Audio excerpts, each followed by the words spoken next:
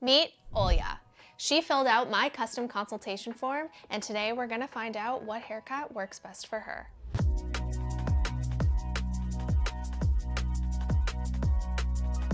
I have fine hair, but a decent amount of it. I've had a few lengths, everything between shoulder length and hip length. I would never go back to super long, I just don't think it suits me and it's annoying, same girl. I also don't see myself going as short as shoulder length anytime soon, but maybe in the future. I've gone with both blunt cuts and layers. I don't like blunt cuts anymore because I feel like my fine hair needs some movement to not look so flat. But I also find too many layers thins out my ends and looks a bit straggly. I like my hair to feel full and have some texture. Not a fan of my hair looking flat / too straight, but also like feeling like I have a lot of hair, thus not a fan of many layers. My texture is mostly straight with a bit of wave that comes out here and there depending on the products I use. The back of my head has more waves, Irish curl pattern ? And I had more waves a few years ago. I like enhancing what little waves I have, but it's tough to bring them out sometimes. Okay, so it sounds like Olya is dealing with something that a lot of people deal with, which is balance between blunt fullness around the perimeter and also sort of straggliness when you get layers, and wanting sort of both. The fullness from the layers, but also the fullness from the blunt cut. I believe we can have both. It really depends on what kind of layers you get. If you get really chunky layers, obviously you're going to have a lot of like the perimeter of the hair taken away and you're gonna be left with really, really straggly ends. But if you get layers that are soft and blended and you're really only layering small, tiny sections of your hair, then I think we can definitely keep the fullness at the bottom. What does Olya love about her hair? Olya loves the current length of her hair and the texture, but she'd love to have a little bit more wave. Olya dislikes the shape of her hair and how the layers have grown out and the ends look a bit thin. She parts her hair off center and where it naturally parts. And she has multiple curl patterns in her hair. Yes, I have more waves at the back and bottom of my hair. My hair is otherwise mostly straight with a slight wave sometimes. And when I asked her if she's a low maintenance kind of person, she said she's okay with a little bit of maintenance. She's open to cutting it shorter and lets her hair naturally dry. The haircuts she does not want is a shag because she's not into the heavily layered look or a full fringe.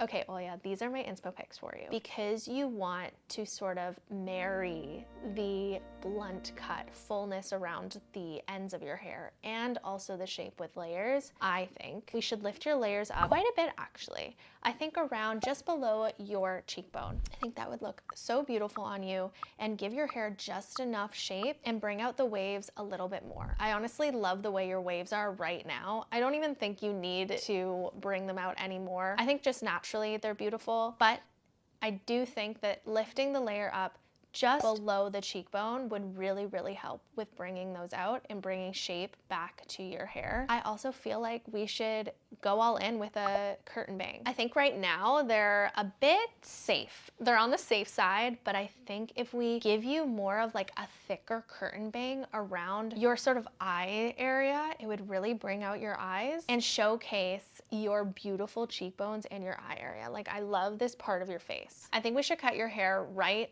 above the armpit. That would take away all of sort of like the stragglies and keep that fullness at the bottom. With the layers though, I don't want to go with chunky layers. I want them to be extremely blended together so that we don't take away the fullness at the ends of your hair. If we give you those really blended layers, air drying it will be extremely easy. You say over here that you just air dry your hair, which would be perfect for that sort of like technique with the layers. For the bangs though, you would have to place them when wet. It seems to me that your hair texture will 100% allow for you to tell it what to do. I love a good hair texture that you can tell it what to do. So what you're gonna do when it's wet is you're gonna brush it back and push it forward and sort of like place it like that. If I had like a full curtain bang, it would be so much easier to show you. I'm actually coming out with something special where I will teach you exactly what to do for your face framing, your curtain bangs, and your full fringe. But anyway, you will have to like place it when wet,